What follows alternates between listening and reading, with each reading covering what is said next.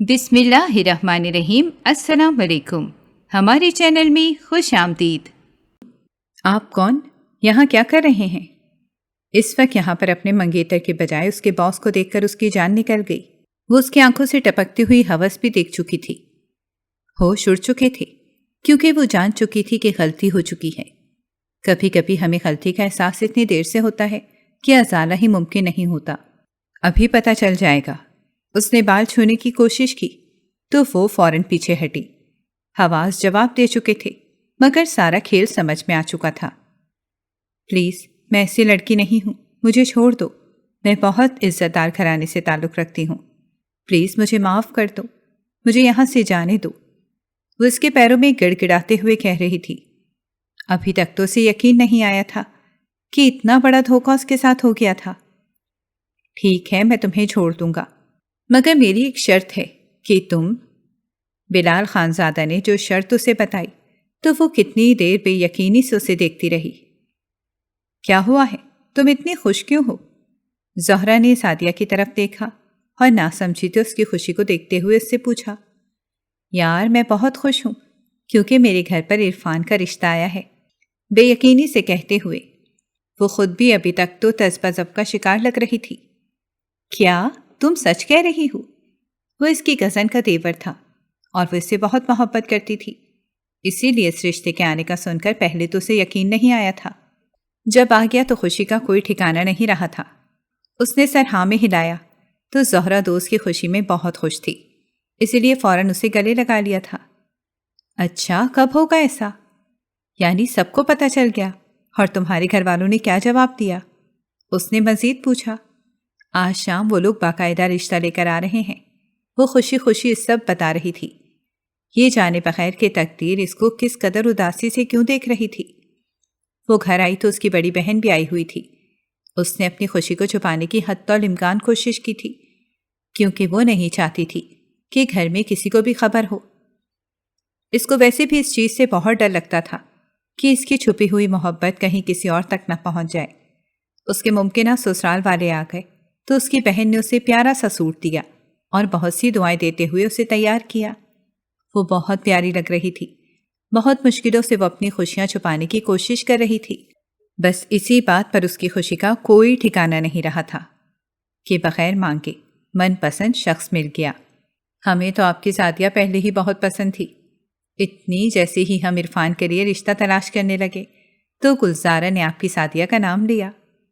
ہم جانتے ہیں کہ اتنی پیاری بچی کے بہت رشتے آئے ہوں گے، لیکن ہم بس یہی چاہتے ہیں کہ آپ لوگ ہمیں اپنا مقروض کر دیں، اتنی پیاری سی بیٹی کا رشتہ دے کر۔ ہمارے گھر میں وہ بہت خوش رہے گی کیونکہ سلمہ بھی ہمارے گھر پر خوش ہے، اور آپ اس سے تسلی سے پوچھ سکتے ہیں کہ اس کو ہمارے گھر میں کوئی تکلیف تنگی نہیں ہے۔ عرفان کی مما نے اس کا چہرہ چومنے کے بعد سب کو دیکھا۔ یہ تو سچ تھا کہ سبھی اس رشتے کے آ جانے پر خوش تھے۔ عرفان کو سبھی اچھی طرح جانتے تھے کہ وہ بہت سلجھا ہوا اور سمجھدار انسان تھا، پڑھا لکھا تھا اور ایک اچھی نوکری بھی کر رہا تھا۔ مزید برآں اس کے اندر آگے بڑھنے کی بہت لگن تھی اور آج کل لڑکوں کی کوئی بری عادت نہیں تھی، لیکن پھر بھی وہ فوراً ہاں کر کے اپنا پلڑا ہلکا نہیں کرنا چاہتے تھے، اسی لیے ان سے سوچنے کا وقت مانگ لیا۔ دوسری طرف سعدیہ کو ساری رات خوشی سے نیند نہیں آئی تھی کیونکہ من پسند شخص مل رہا تھا، اور سب سے بڑھ کر من پسند شخص کی جو پہلی من پسند عورت تھی کہ اس کی ماں تھی، وہی سعدیہ کو اتنی خوشی سے لے کر جا رہی تھی، اور اسے سب سے بڑھ کر یہی خوشی تھی کہ وہ اس کی ماں کی پسندیدہ تھی۔ ان کو عام سی لڑکی پسند نہیں آتی تھی، یہ بات اسے سلمہ نے ہی بتائی تھی، اور اگر انہوں نے اسے پسند کیا تھا تو اس کا مطلب تھا کہ ان کا بیٹا کبھی بھی ریجیکٹ کرنے کی ہمت نہیں کر پائے گا۔ 100 طرح کے خواب بنتے ہوئے وہ سو گئی۔ کبھی کبھی ہم دعا مانگتے ہیں اور دعا قبول بھی ہو جاتی ہے، اور وہ ہماری فیوریٹ دعا ہوتی ہے اور ہم بہت زیادہ خوش ہوتے ہیں، لیکن بہت دیر سے ہمیں اس چیز کا احساس ہوتا ہے کہ کبھی کبھی دعاؤں سے ہم لوگ نہیں اپنی بدقسمتی مانگ لیتے ہیں۔ سعدیہ نے کہاں تصور کیا تھا کہ قسمت اس کے ساتھ کیا کچھ کرنے والی ہے۔ وہ تو بس بچوں کی طرح خوش ہو رہی تھی۔ کہاں گئے تھے آپ لوگ؟ وہ کمرے سے باہر نکلا کیونکہ جب وہ گھر آیا تھا تو گھر پر کوئی بھی نہیں تھا، اور اس نے کال بھی کی تھی تو کسی نے کال نہیں اٹھائی تھی، اسی لیے جب وہ گھر آئے تو فوراً کمرے سے باہر نکلتے ہوئے پوچھا، تمہاری خوشی کا انتم سنسکار کرنے اور تمہاری آزادی کو قید عمر میں تبدیل کرنے، بھائی نے شرارتی انداز میں کہا۔ تو اس نے نہ سمجھی سے ان کو دیکھا۔ کیا مطلب؟ میں سمجھا نہیں اس بات کو۔ وہ صوفے پر بیٹھتے ہوئے پوچھنے لگا۔ بھائی سیدھی سی بات ہے، عمر بھر کی قید کا مطلب یہی ہوتا ہے کہ تمہاری شادی کے لیے، میرا مطلب ہے لڑکی دیکھنے کے لیے ہم لوگ گئے تھے۔ بھائی کی بات پر اس نے چونک کر ایسے ان کو دیکھا کہ جیسے اسے 1000 وولٹ کا کرنٹ کا جھٹکا لگا ہو۔ کیا ہوا ہے؟ ابھی تو کچھ نہیں ہوا، بس وہ لوگ 2-3 دن تک جواب دے دیں گے، سلمہ بھابھی نے مسکرا کر اسے بتایا۔ تو اس نے شکوہ کنہ نظروں سے اماں کی طرف دیکھا تو بھابھی اور بھائی سمجھدار تھے، اسی لیے وہ دونوں بہانے سے اٹھ کر وہاں سے چلے گئے۔ خدا کے لیے اماں یہ کیا کیا ہے؟ وہ چھلتے ہوئے اماں سے کہہ رہا تھا۔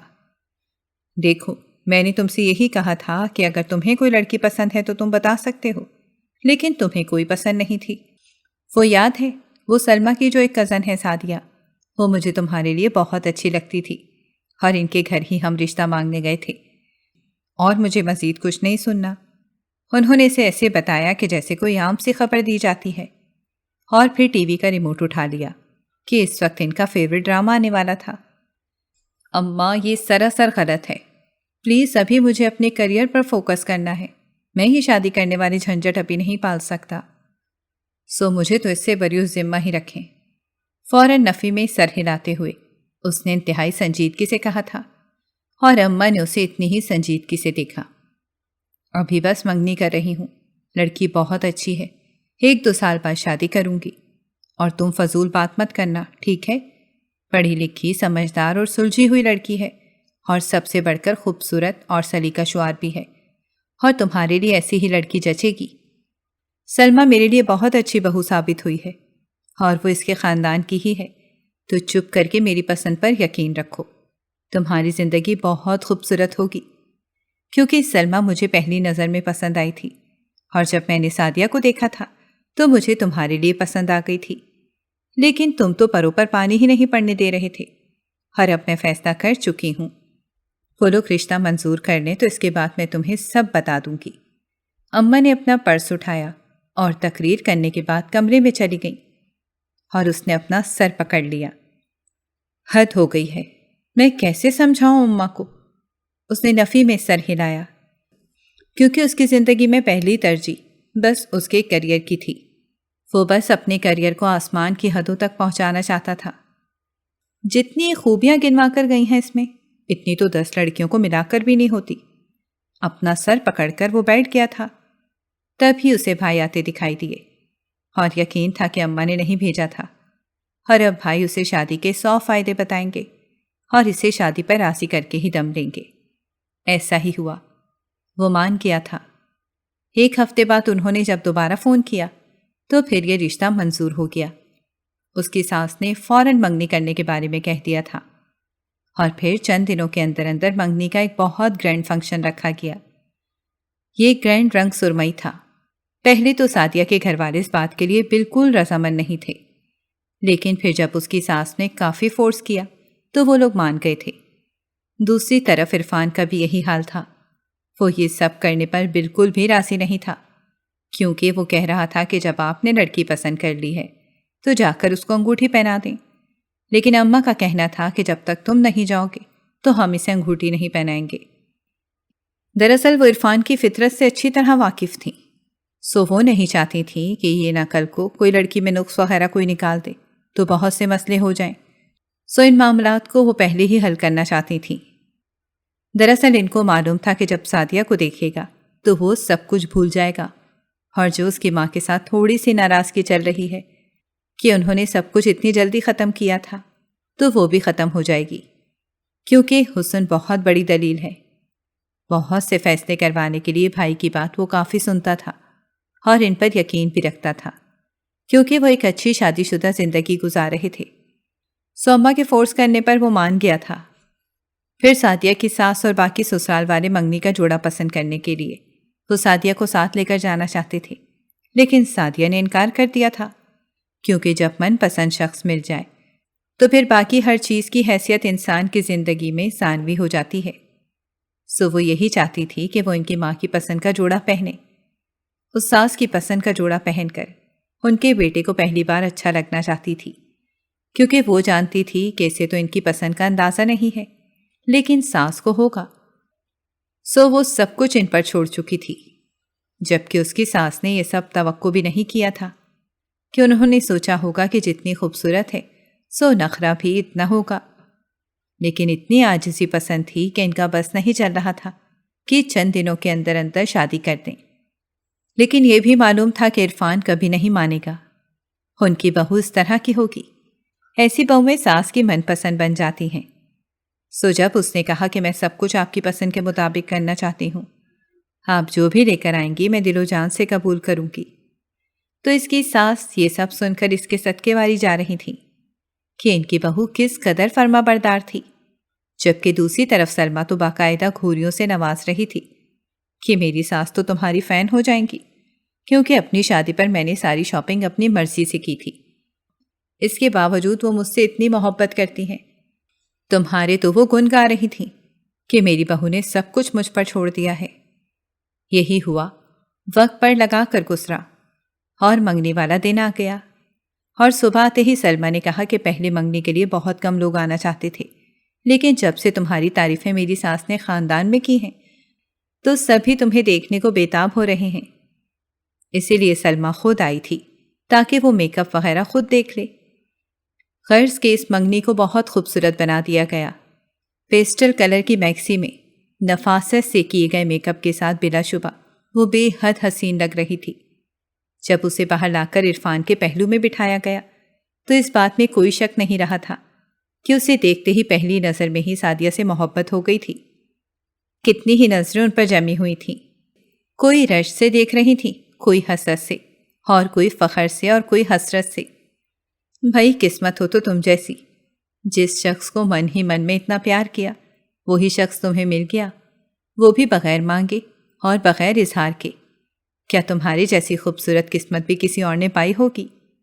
زہرا نے دوپٹہ ٹھیک کرنے کے بہانے اس کے کان میں سرگوشی کی، جس سے عرفان بھی مستفید ہو چکا تھا، اور وہ اس بات پر کافی حیران ہوا، جبکہ اس بات سے انجان سعدیہ نے خوشی سے سر جھکا دیا، کیونکہ وہ واقعی میں بہت خوش لگ رہی تھی۔ عرفان سب سے نظریں بچا کر ایک نظر اس کی طرف دیکھا تو اپنی قسمت پر اسے رشک ہوا تھا، اور اب احساس ہوا تھا کہ اماں نے کیوں اسے یہاں پر ساتھ لانے کے لیے اتنا زور دیا تھا، کیونکہ شاید ان کو معلوم تھا کہ یہ لڑکی جو حسن کی مالک ہے اس سے ان کا بیٹا کبھی نہیں بچ پائے گا۔ اور اس کی نظریں خود پر محسوس کر کے سعدیہ کا چہرہ سرخ ہو رہا تھا، اور عرفان مسکرا دیا۔ اس کے بعد منگنی کی انگوٹھی پہنائی گئی اور ایک خوبصورت سے رشتے کی شروعات ہو گئی۔ محبت ان دونوں کے درمیان پتہ نہیں کب داخل ہو گئی۔ اگلے دن تو تھکاوٹ کی وجہ سے وہ یونیورسٹی نہ جا سکی، پھر اتفاق سے ویکینڈ آ گیا، اور جب وہ سوموار کو یونیورسٹی گئی تو سب دوست ہی بہت خوش تھے، اور عرفان بھی بہت خوش شکل تھا، اور سب اس کی شادی کی تصویریں دیکھ چکے تھے، اسی لیے وہ مبارکباد دے رہے تھے، اور اسے بہت اچھا لگ رہا تھا۔ ایسا بالکل نہیں تھا کہ وہاں پر موجود تمام لوگ ہی خیر خواہ تھے، لیکن پھر بھی وہ چاہتی تھی کہ کاش وہ دنیا کو بتا سکے کہ عرفان اس کا ہو چکا تھا اور وہ عرفان کی ہو چکی تھی۔ سب دوست اسے فورس کر رہے تھے کہ وہ ٹریٹ دے، تو ان لوگوں کو ٹریٹ دینے کے لیے وہ لوگ باہر آ گئے۔ ان کو ٹریٹ وغیرہ دے کر آج پہلی بار اس نے پیسوں کے بارے میں نہیں سوچا تھا، ورنہ وہ فضول لوگوں پر خرچ نہیں کرتی تھی۔ لیکن جب من پسند شخص مل گیا تھا تو اس کے لیے ہر چیز اہمیت کھو رہی تھی۔ تمہارا اس سے رابطہ نہیں ہوا یا اس نے تمہیں اپروچ کرنے کی کوشش نہیں کی؟ تقریباً ان کی منگنی کو ہفتہ گزر گیا تھا، تو زہرا نے اسے سوالیہ نظروں سے دیکھا تو ایک دم اسے بھی خیال آیا کہ ایسا خیال اسے نہیں آیا تھا، لیکن کہیں نہ کہیں اسے انتظار ضرور تھا۔ وہ ہر آنے والے فون کال پر چونک جایا کرتی تھی کہ شاید اس کی ہو۔ نہیں یار، ابھی تک تو اس سے کوئی رابطہ نہیں کیا۔ ایک دم ہی اس کا دل پتہ نہیں کیوں اداس ہوا تھا۔ کیا اسے ایک پل کو بھی خیال نہیں آیا ہوگا کہ اسے اپنے ہونے والی جیون ساتھی سے تھوڑی دیر کے لیے تو بات کرنی چاہیے؟ ہو سکتا ہے کہ اس کے پاس تمہارا نمبر نہ ہو، وہ بات تو کرنا چاہتا ہو، لیکن اس روز میں نے دیکھا تھا کہ وہ بہت خوش تھا منگنی پر، سو تم اپنے دل میں اس طرح کی کوئی غلط فہمی نہ ڈالنا۔ اس کو اداس دیکھ کر زہرا نے فوراً اپنی طرف سے اسے مطمئن کرنے کی کوشش کی۔ کیسی فضول بات کر رہی ہو؟ اگر اس نے مجھے رابطہ کرنا ہوتا تو تمہارے خیال میں میرا نمبر لینا کوئی مشکل بات ہے؟ اس کی بھابھی میری سگی کزن ہے اور وہ اپنی بھابھی کے ساتھ کافی فرینک ہے، تو وہ ان سے میرا نمبر لے سکتا ہے۔ پتہ نہیں کیوں پہلے وہ چاہتی تھی کہ بس اس کا نام مل جائے تو کافی ہو جائے گا، لیکن اب ایک دم سے وہ توقعات رکھنے لگی تھی اور دل ایک دم سے بری طرح سے اداس ہو گیا تھا۔ دیکھو، محبت تم بھی کرتی ہو تو تم ہی نمبر لے کر اس سے رابطہ کر لو۔ زہرا کے مشورے پر اس نے اچھل کر اسے دیکھا۔ یار تمہیں کیا ہو گیا ہے؟ کیسا مشورہ دے رہی ہو تم مجھے؟ اگر میں نے رابطہ کیا تو وہ کیا سمجھے گا کہ میں اس سے رابطہ کرنے کے لیے مری جا رہی ہوں؟ میں اس کی نظروں میں ایک دم ہلکی ہو جاؤں گی، اور میں ایسا نہیں کرنا چاہتی۔ اس میں کوئی شک نہیں تھا کہ وہ اس سے بات کرنا چاہتی تھی، لیکن اس کے خیال بھی کچھ ایسے تھے تو زہرا نے سر پکڑ لیا۔ حد ہو گئی ہے یار، ویسے دیکھو وہ کوئی انجان لڑکا نہیں ہے بلکہ تمہارا منگیتر ہے، تو رابطہ کرنے میں کوئی حرج نہیں ہے۔ تم یقین کرو اسے اچھا لگے گا۔ زہرا نے اسے فورس کیا تو اس نے ہمت کر کے سلمیٰ کو میسج کر دیا، اور پتہ نہیں چل رہا تھا کہ وہ کیا کہہ کر اس سے نمبر مانگے۔ سلمیٰ اس معاملے میں بہت اچھی دوست اور کزن ثابت ہوئی۔ جب اس سے پوچھا کہ کیا تمہاری سے بات ہوتی ہے، جس پر سعدیہ نے فوراً بتایا کہ نہیں، اس نے کبھی رابطہ نہیں کیا، تو سلمیٰ نے ڈانٹنے والے انداز میں کہا، تو بیوقوف وہ تھوڑا انٹروورٹ ہے، تو تم خود رابطہ کر لو۔ اس کے ساتھ ہی اس نے نمبر بھیج دیا تھا، اور اسے سلمیٰ پر بہت پیار آیا تھا۔ جہاں پر پھپھوزاد کزن اور پھپھو کو بدنام کیا جاتا ہے، وہاں پر سلمیٰ جیسی کزن بھی موجود تھی۔ اس نے نمبر بھیجا تو زہرا نے اسے فوراً رابطہ کرنے کو کہہ دیا، اور وہ ویسے خود کو روک بھی نہیں پائی تھی۔ نمبر سیو کیا تو ڈی پی نہیں دکھ رہی تھی، سو اس نے ہمت کرنے کے بعد اسے میسج کر دیا، السلام علیکم۔ میسج ڈیلیور ہو گیا تو اس کے دل کی دھڑکنوں میں شور اٹھا۔ تبھی زہرا کا پوائنٹ آ گیا، یار مجھے تو آج جلدی گھر جانا ہے، کیا آپ ہی آ رہی ہیں؟ تو میں جا رہی ہوں، تمہاری جو بھی بات ہو مجھے ضرور بتانا، اور بالکل پریشان مت ہونا اور نہ ہی نروس ہونا۔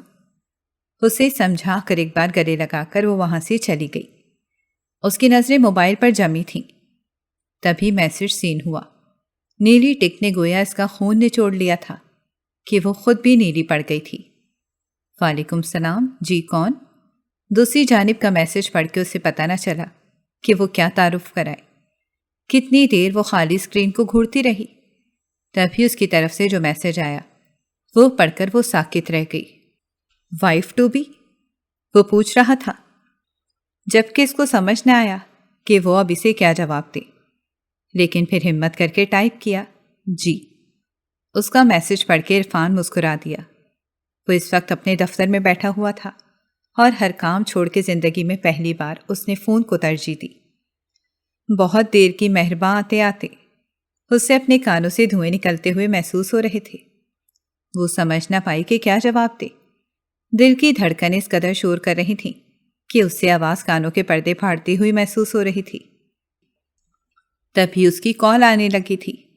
پہلے تو اس کے اندر کال اٹھانے کی ہمت نہیں تھی، لیکن بند ہونے سے پہلے اس نے پتہ نہیں کیسے وہ کال اٹھا لی۔ کیسی ہیں آپ؟ دوسری طرف سے اس قدر عزت و احترام سے پوچھا گیا کہ سعدیہ کو اپنے من پسند پر مان ہوا۔ میں ٹھیک ہوں، آپ کیسے ہیں؟ اپنی شیریں آواز میں اس نے پوچھا۔ شکر ہے آپ بولتی ہیں، ورنہ مجھے لگا تھا کہ شاید مجھے اکیلے ہی بات کرنی پڑے گی، آپ کی طرف کے جواب بھی خود ہی دینے پڑیں گے۔ وہ کافی شریر تھا، سو سے تنگ کر رہا تھا۔ یہ پہلی کال تھی اور اس کے بعد ان کی محبتوں کا سلسلہ چل نکلا۔ روز باتیں ہوتی، ایک دوسرے سے خواب شیئر کیے جاتے، ایک دوسرے سے جب تک بات نہ ہوتی تو دونوں کو سکون نہ ملتا۔ زہرا فخر کرتی کہ آج کل کے زمانے میں جہاں لڑکے ایفرٹس کرنا چھوڑ چکے تھے، وہاں پر وہ مصروف ہوتا تو اسے میسج کر کے بتاتا کہ میں بہت مصروف ہوں، تو میرا انتظار مت کرنا اور سو جانا۔ اس کی زندگی بالکل ایسی بن گئی تھی جیسے ناولوں اور کہانیوں میں بتائی جاتی ہیں اور فلموں میں دکھائی جاتی ہیں۔ ایک بات جو اسے عرفان کی بالکل اچھی نہیں لگتی تھی، وہ یہ تھی کہ اسے آگے بڑھنے کی بہت جلدی تھی۔ وہ قدم قدم اٹھا کر سیڑھیاں چڑھنے پر یقین نہیں رکھتا تھا، بلکہ وہ ایسے پروں کی تلاش میں رہتا تھا کہ جن کی مدد سے اڑ کر وہ آسمان کو چھو لے، اور ان کا اسی بات پر اکثر کلیش ہو جاتا تھا اور لڑائی ہو جاتی تھی، کیونکہ وہ یہ بات اچھی طرح جانتی تھی کہ کامیابی کا کوئی شارٹ کٹ نہیں ہے، جبکہ عرفان اس بات کو تسلیم نہیں کرتا تھا۔ وہ کہتا تھا کہ محنت کبھی بھی آپ کو کامیاب نہیں بناتی، جبکہ قسمت بنا سکتی ہے۔ ان کی منگنی کو تقریباً 6-7 ماہ ہو گئے تھے۔ وہ ایک بات جو اس نے عرفان کے بارے میں محسوس کی تھی کہ اسے ناکامی بہت ستاتی تھی۔ ہر وقت اسے ناکامی کا خوف ستاتا رہتا تھا۔ حالانکہ اس کی پوسٹ بہت اچھی تھی، لیکن پھر بھی وہ ترقی کے لیے ہر وقت پریشان رہتا تھا اور یہی سوچتا تھا کہ شاید اسے ترقی کبھی نہیں ملے گی اور وہ ہمیشہ اسی پوسٹ پر بیٹھا رہے گا۔ اور وہ اسے سمجھاتی رہتی تھی، ایسا نہیں ہوگا، دیکھنا تم بہت جلد کامیاب ہوگے۔ اس کے بعد وہ یونیورسٹی سے کبھی فارغ ہوتی تو وہ اسے ملنے کے لیے لے جاتا تھا۔ اس سے ملنے کے بعد اسے احساس ہوا تھا کہ بلا شبہ وہ ایک بہت اچھا انسان تھا، بس اس کے اندر ایک خامی تھی کہ جب وہ کام کرنے پہ آتا تھا تو وہ کسی کے متعلق نہیں سوچتا تھا، کسی کے احساسات اور جذبات کا خیال نہیں رکھتا تھا اور اپنا بھی بالکل خیال نہیں رکھتا تھا۔ اسے بس آگے بڑھنے کی تڑپ تھی۔ ایک روز پورا ہفتہ وہ اتنا مصروف رہا کہ اس نے ایک فون تک اسے نہیں کیا تھا، جس وجہ سے سعدیہ سے شدید ناراض تھی۔ پھر اسے ملنے کے لیے زبردستی بلا لیا۔ وہ نہیں جانا چاہتی تھی، لیکن جب وہ یونیورسٹی آ گیا تو وہ کچھ نہیں کر سکتی تھی، کیونکہ وہاں زہرہ لوگ موجود تھے اور اس کے باقی دوست بھی تھے۔ تو زہرا نے اشارہ کیا کہ وہ چلی جائے، اس طرح سب کو موقع مل جائے گا۔ یار کیا ہو گیا ہے تمہیں؟ میں نے بتایا تھا کہ میں بہت مصروف تھا، میرے پاس ٹائم نہیں تھا۔ میں نے تمہاری کالز دیکھی تھی، سوچا تھا کہ تمہیں جواب دیتا ہوں، لیکن میں بہت زیادہ مصروف تھا۔ تمہیں اتنا سمجھنا ہوگا یار۔ عرفان نے اسے یقین دلانے کی کوشش کی۔ وہ دونوں یونیورسٹی کے قریب ہی ایک ہوٹل تھا، وہاں پر موجود تھے۔ سعدیہ کا اس کے لیے محبت والا لمحہ عشق میں بدل چکا تھا، تو وہ ہر وقت اس کے ساتھ بات کرنا چاہتی تھی، اس کے ساتھ رابطے میں رہنا چاہتی تھی۔ مجھے تو یہ ڈر ہے کہ اپنی مصروفیات کی وجہ سے ایک روز آپ مجھے ہی بھول جائیں گے اور زندگی سے نکال باہر کر دیں گے، کیونکہ آپ کو تو صرف اپنے کیریئر کی پرواہ ہے۔ سعدیہ نے جس طرح شکوہ کیا تو عرفان نے اپنے سر پر ہاتھ رکھا اور بڑی مشکل سے خود پر ضبط کیا۔ تم میرے لیے بہت اہم ہو اور یہ بات تم اچھی طرح جانتی ہو، اور اپنی فیملی کو ایک بہترین زندگی دینا چاہتا ہوں، اور اس کے لیے یہ ساری کوششیں کر رہا ہوں یار۔ تم تو کم از کم مجھے سمجھنے کی کوشش کرو۔ تم نے بھی اماں والا کام شروع کر دیا ہے۔ دیکھو پلیز، کریئر میرے لیے بہت امپورٹنٹ ہے، کیونکہ میں نے بہت محنت کر کے پڑھائی کی ہوئی ہے، اور یہ سب کچھ میں تم لوگوں کے لیے کر رہا ہوں، کیونکہ مجھے ڈر ہے کہ ایک دن تم مجھے چھوڑ جاؤ گی۔ وہ اسے دیکھتے ہوئے بہت پریشان لگ رہا تھا، تو اپنی ناراضگی بھول کر اس نے فوراً اس کے ہاتھ پر اپنا ہاتھ رکھا۔ آپ کیوں پریشان ہوتے ہیں؟ میں آپ کو کبھی بھی نہیں چھوڑوں گی، یہ میرا آپ سے وعدہ ہے۔ میرے لیے صرف آپ کی ذات اہم ہے، کیونکہ میں آپ سے محبت کرتی ہوں۔ اسے خود بھی احساس نہیں ہوا کہ وہ کیا کہہ گئی ہے۔ ان دونوں کے درمیان بہت سی باتیں ہوئیں، لیکن اس نے کبھی بھی اس بات کو تسلیم نہیں کیا تھا، اور عرفان نے حیرانگی سے سر اٹھا کر اسے دیکھا، جس کا چہرہ سرخ ہو رہا تھا۔ اسے یہ منظر بہت حسین لگا تھا۔ کتنی محبت کرتی ہو مجھ سے، اور کب سے کرتی ہو؟ یہ بتایا کیوں نہیں کبھی؟ اس کے ہاتھ پر اپنی گرفت مضبوط کرتے ہوئے عرفان نے پوچھا۔ اسے دیوانہ وار نظروں سے دیکھ رہا تھا۔ وہ بلش کر رہی تھی، سر تپیر سرخ انار کی طرح سرخ ہو گئی تھی۔ مجھے نہیں پتا کب سے، لیکن شاید جب سلمہ کی شادی ہوئی تھی تو میں نے پہلی بار آپ کو دیکھا، تب یہ دل آپ کا ہو گیا تھا۔ سو جب آپ مجھے مل گئے تو اس کے بعد زندگی میں مجھے کچھ نہیں چاہیے۔ ہمت کر کے اس نے آج اقرار کر کے اسے پابند کر دیا تھا، جبکہ عرفان کو لگا کہ جیسی دنیا مل گئی ہو۔ یوں ایک نئے سفر کا آغاز ہو گیا۔ ان کی خوشی کا کوئی ٹھکانہ نہیں رہا تھا۔ اس کے بعد ہر دوسرے تیسرے دن وہ لوگ اسی ریسٹورنٹ میں ملنے لگے۔ وہ ایک پروجیکٹ کے سلسلے میں بہت محنت کر رہا تھا۔ کیونکہ اگر وہ پروجیکٹ اسے مل جاتا تو اس سے اتنا پیسہ آنا تھا کہ اس کا بہت بڑا خواب پورا ہو جاتا، یعنی اپنا ذاتی کاروبار کھڑا کرنے والا خواب۔ بلال خان زادہ ہے وہ۔ اس نے سامنے اشارہ کیا تو سعدیہ نے دیکھا۔ وہ اس کا بہت تذکرہ سن چکی تھی۔ وہ عرفان کے اس پروجیکٹ کا ہیڈ تھا اور سب کچھ اس کے ہاتھ میں ہی تھا، اور اس کو خوش کرنا دنیا کا مشکل ترین کام تھا، کیونکہ اسے پسند نہیں آتا تھا اور بہت نقص نکالتا تھا۔ یقیناً اس بات میں کوئی شک نہیں تھا کہ وہ امیر تھا، تو اس کی عمارت اس کی شخصیت میں ہی نظر آ رہی تھی کہ وہ بہت ہینڈسم تھا اور بہترین کپڑے پہنے ہوئے تھے۔ اگلے دن وہ دفتر چلا گیا تو بلال خان زادہ نہیں آیا تھا، لیکن تھوڑی دیر بعد اسے خبر ملی کہ اس نے عرفان کو بلایا ہے۔ وہ تھوڑی دیر کے لیے دفتر میں ہے، سو وہ بس اس کے لیے آیا تھا۔ وہ یہ سن کر بڑا حیران ہوا، کیونکہ آج سے پہلے تو وہ اسے منہ لگانے کو تیار ہی نہیں تھا، کیونکہ پچھلے 3-4 مہینوں سے وہ اس کے دفتر کے دھکے کھا رہا تھا، لیکن وہ اسے بالکل بھاؤ نہیں دے رہا تھا۔ یہ بات تو سچ تھی کہ وہ مڈل کلاس لوگوں کو منہ نہیں لگاتا تھا۔ عرفان اتنا بھی مڈل کلاس نہیں تھا، لیکن مسئلہ یہ تھا کہ بلال خان زیادہ امیر تھا، سو اسے عام چیز پسند نہیں آتی تھی، اور اسے خوش کرنے کے لیے سب کو ایڑی چوٹی کا زور لگانا پڑتا تھا۔ تمہاری منگیتر تو بہت خوبصورت ہے، تمہاری منگیتر تو بہت خوبصورت ہے۔ خانزادہ بلال چہرے پر کمینی سی مسکراہٹ سجائے عرفان حیدر سے بولا۔ پہلے تو عرفان کو بہت غصہ آیا، لیکن وہ کچھ نہیں کر سکتا تھا کہ اس کے سامنے مسکرانا ضروری تھا۔ تمہاری کارکردگی کچھ خاص نہیں ہے، اور مجھے نہیں لگتا کہ تم یہ پروجیکٹ لے پاؤ گے۔ مزید اگلا جملہ جو بلال نے کہا تو وہ اس کی روح کھینچنے کو کافی تھا کہ اس نے دن رات جاگ کر محنت کی تھی۔ اگر یہ پروجیکٹ اسے نہ ملتا تو وہ شاید اس کی زندگی ہی ختم کر لیتا، کہ اور کتنی ناکامی دیکھنی تھی۔ مل سکتا ہے، لیکن تم جانتے ہو کہ میرا معیار کافی اونچا ہے، تو پھر تمہیں مجھے کچھ پیش کرنا پڑے گا۔ بلال خان زادہ نے کہا تو عرفان نے پہلے چونک کر ناسمجھی سے اسے دیکھا، پھر وہ سمجھ گیا تھا کہ وہ کیا چاہ رہا ہے۔ دل چاہا کہ اس کے ایک پروجیکٹ پر لعنت بھیج کر یہاں سے چلا جائے، لیکن پتہ نہیں کیا سوچ کر وہ رک گیا۔ دیکھو، اگر یہ پروجیکٹ تمہیں مل جاتا ہے تو خوبصورت سے خوبصورت ترین لڑکی تمہاری زندگی میں آ سکتی ہے۔ عورت کو صرف مرد کا پیسہ چاہیے، پیسے سے تم ہر عورت کو خرید سکتے ہو، لیکن اگر تم یوں ہی ناکام رہے تو یقین کرو تمہاری منگیتر بھی کل تمہیں چھوڑ کر چلی جائے گی۔ اس کی دکھتی رگ پر ہاتھ رکھا تو اس نے آنکھیں بند کر لی اور فیصلہ کر لیا۔ اس کا دل چلا چلا کر کہہ رہا تھا کہ یہ بہت غلط ہے، تم ایسا نہیں کر سکتے، لیکن فی الوقت وہ صرف اس پروجیکٹ کو حاصل کرنا چاہتا تھا۔ آپ یہ پروجیکٹ دلوا دیں تو بدلے میں آپ کو خوش کر دوں گا۔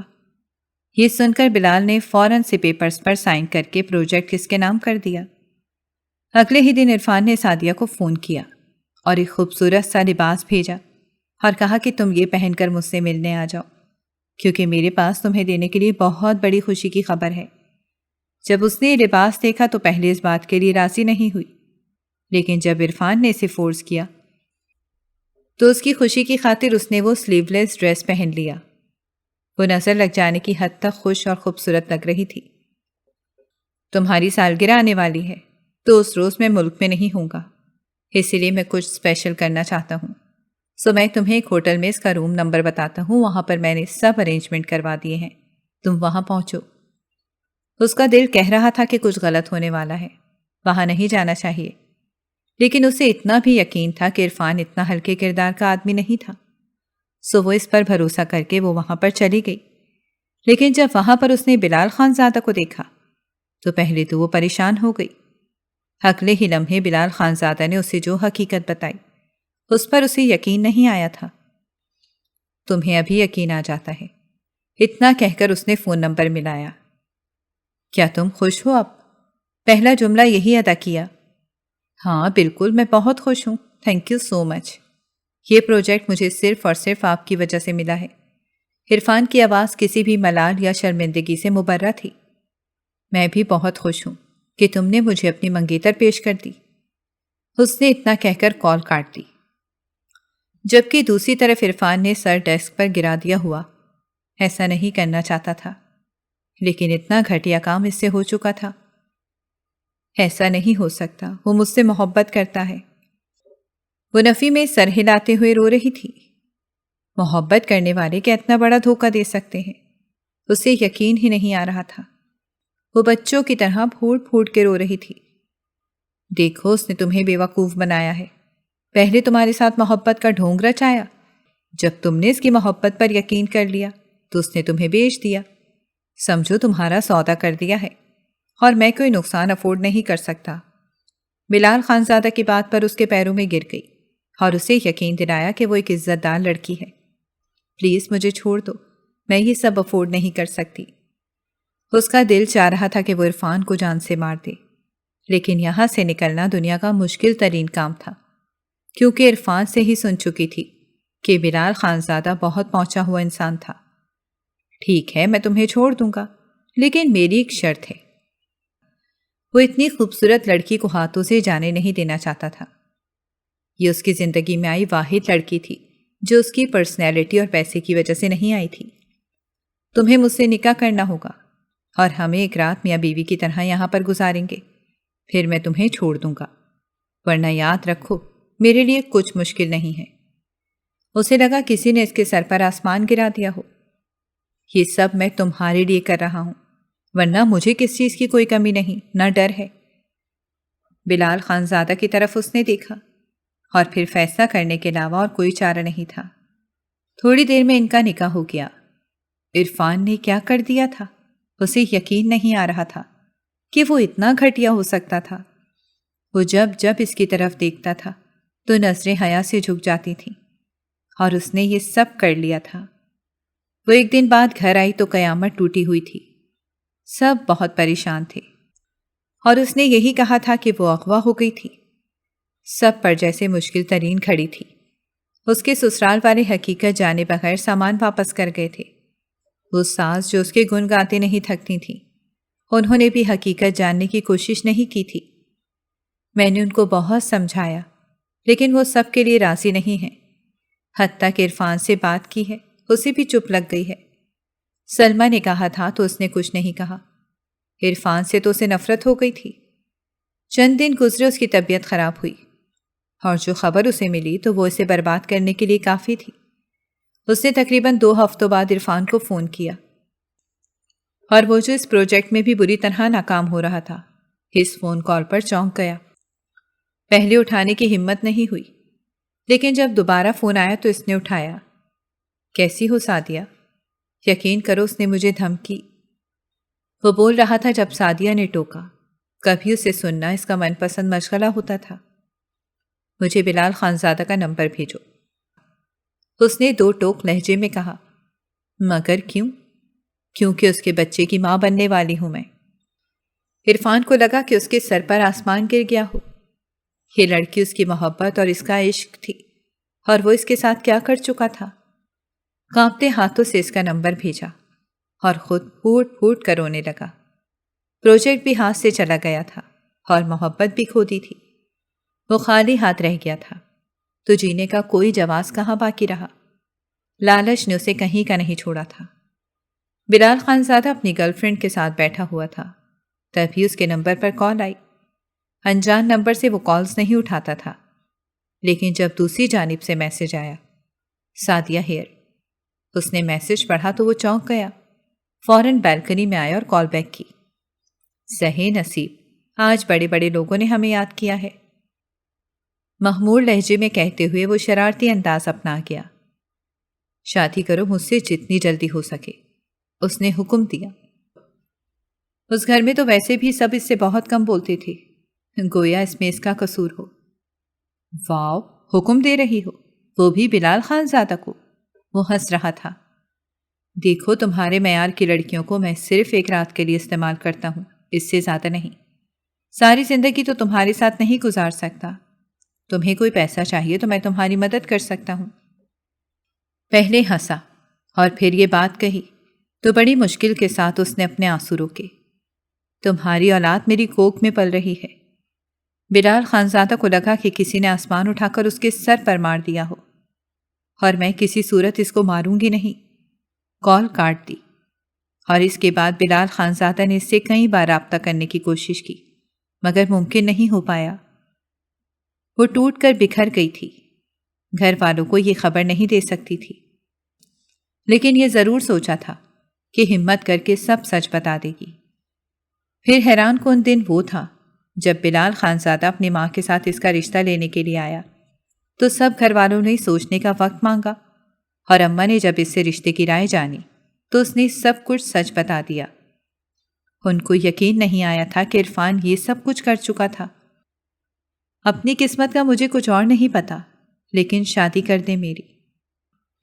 اس کی بات سن کر اماں کے اوپر تو قیامت ٹوٹ پڑی تھی، لیکن پھر بھی بلال خانزادہ اور اس کی شادی چند دنوں کے اندر اندر کر دی گئی۔ وہ دلہن بنی بے حد حسین لگ رہی تھی۔ سیج کو بہت خوبصورتی سے سجایا گیا تھا۔ اچھی لگ رہی ہو۔ وہ ڈریسنگ ٹیبل کے آگے بیٹھی اپنے زیور اتار رہی تھی جب بلال خانزادہ نے اسے آ کے پیچھے سے بازو کے حصار میں لیا۔ اس کے چہرے پر واضح ناگواری تھی۔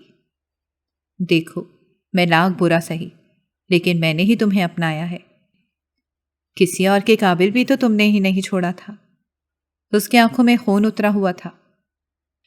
بلال خانزادہ کو وہ بڑی دلچسپ لگنے لگی تھی، کیونکہ یہ واحد لڑکی تھی جو اتنی نڈر تھی، ورنہ کوئی بھی اس کے سامنے نہیں بولتا تھا، اور اسی وجہ سے وہ سب میں اپنی دلچسپی کھو دیتا تھا۔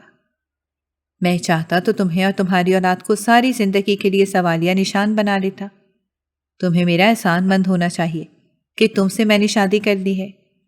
بلال خانزادہ اسے کھا جانے والی نظروں سے دیکھا، کیونکہ وہ چاہتا تھا کہ وہ اس کی مکروز ٹھہرے۔ میں نے تم پر احسان کیا ہے، یہ بتا کر کہ تمہاری کوئی اولاد بھی ہے۔ اگر میں چاہتی تو میں اسے چھپا کر رکھتی اور تم ساری زندگی اس سے محروم رہتے، تو تب تمہارے لیے زیادہ اچھا ہوتا۔ وہ اتنا کہہ کر ڈریسنگ روم میں چلی گئی، اور اس کے اعتماد پر وہ حیران رہ گیا۔ یوں ہی کئی دن گزرنے لگے، اور انہوں نے ایک ہفتے بعد ہی گھر میں یہ خبر پھیلا دی تھی کہ وہ والدین بننے والے تھے۔ ویسے بھی وہ ایلیٹ کلاس کے لوگ تھے، سو ان کو بلال خانزادہ کی اس لو میرج پر کوئی اعتراض نہیں تھا۔ اس کی ساس کا رویہ بھی اس کے ساتھ اگر بہت اچھا نہیں تھا تو خراب بھی نہیں تھا۔ تقریباً ان کی شادی کو 1-1.5 مہینہ گزر گیا تھا، اور سعدیہ نے اسے منہ بھی نہیں لگایا تھا۔ اس کا رویہ اس کے ساتھ بہت خراب تھا۔ بلال خانزادہ بھی کم نہیں کرتا تھا، اسے طنز کے تیر مارتا رہتا تھا اور اپنی گرل فرینڈز کے ساتھ گھومتا رہتا تھا۔ اس کی طبیعت کافی خراب تھی، تو اسے لے کر ڈاکٹر کے پاس گیا، اور اس نے کہا کہ اسٹریس سے دور رکھا جائے۔ دیکھو، تم نے شادی بچے کے لیے کی ہے تو خدا کے لیے اپنا خیال بھی خود رکھ لیا کرو، مجھ سے کوئی توقع مت رکھنا۔ بلال خانزادہ ویسے بھی کسی کے نخرے اٹھانے والا نہیں تھا۔ یہ اولاد صرف میری نہیں ہے، جتنا میں سفر کروں گی اتنا ہی تمہیں بھی کرواؤں گی۔ اس نے دوائی نہیں کھائی تھی۔ تم کیا چاہتی ہو؟ ویسے میں تمہیں اچھا نہیں لگتا، لیکن تم نے مجھے ذلیل و خوار کر کے رکھا ہوا ہے۔ بلال خانزادہ کو اس کی سائیکالوجی سمجھ نہیں آ رہی تھی، اسی لیے چڑھتے ہوئے پوچھا۔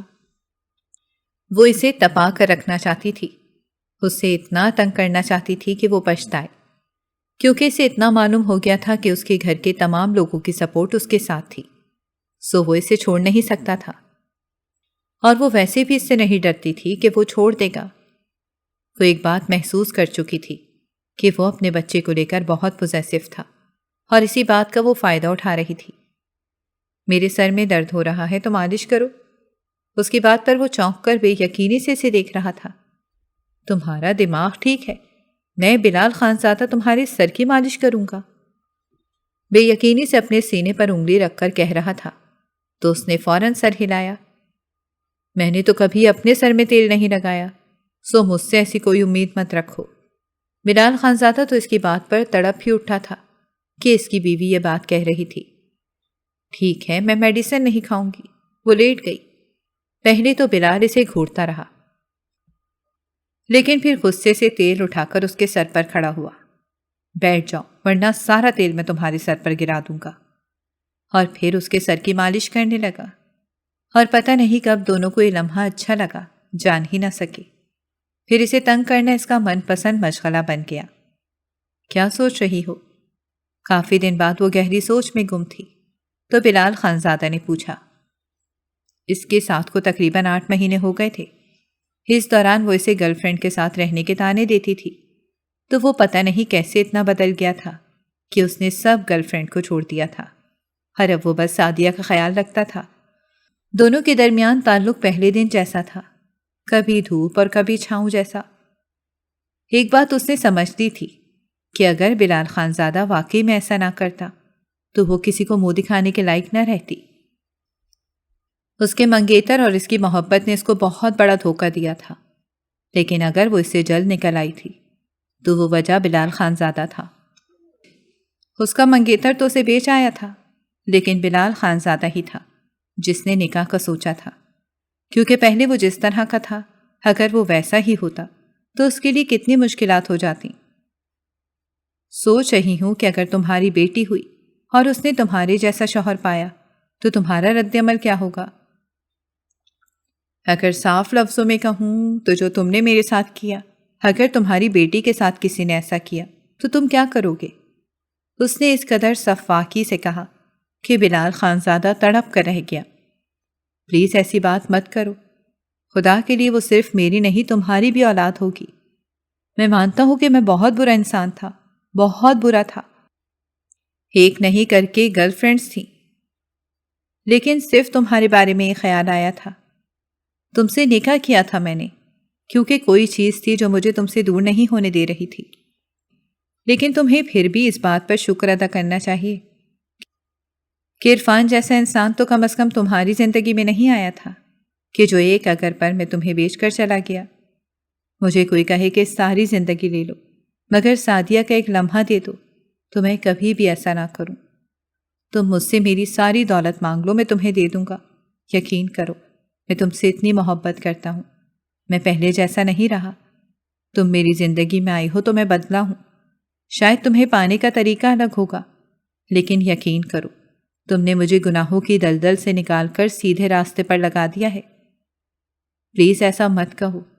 وہ نم آنکھوں سے کہتا ہوا اس کے سامنے بیٹھا۔ دنیا اگر اسے دیکھ لیتی تو وہ بے ہوش ہو کر گر جاتی۔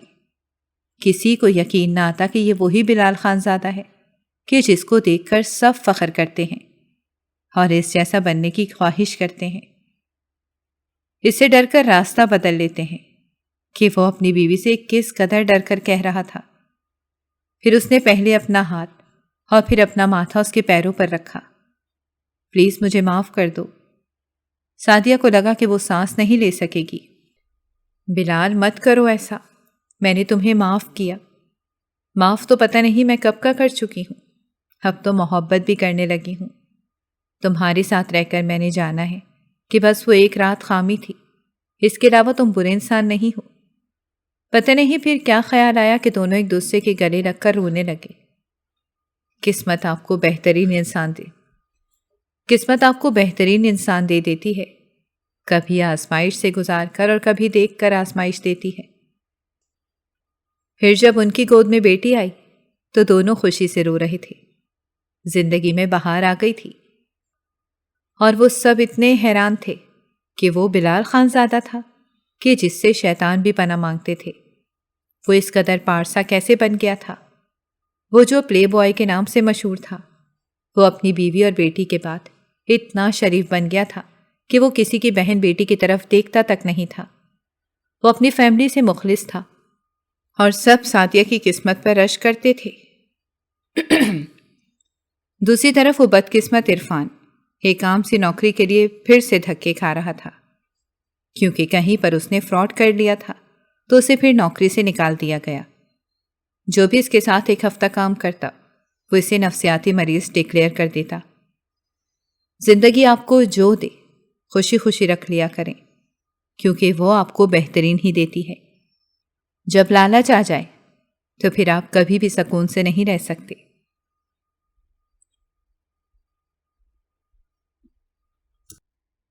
اگر آپ کو ہماری کہانیاں پسند آ رہی ہیں تو ہمارے چینل کو سبسکرائب کریں اور بیل آئیکن کو پریس کرنا مت بھولیے گا تاکہ ہماری ہر کہانی آپ تک بر وقت پہنچے، اور کامنٹ باکس میں اپنی رائے کا اظہار کرنا مت بھولیے گا۔